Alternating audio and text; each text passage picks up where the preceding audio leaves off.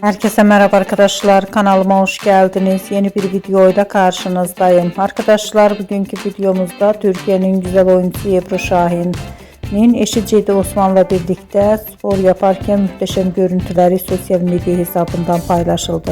Ben de bu görüntüleri sizler için YouTube kanalımda video halinde sunuyorum. Umarım beğenirsiniz. Arkadaşlar, videomu beğendiyseniz kanalımı izlemeyi ve bildirim butonuna basmayı unutmayın.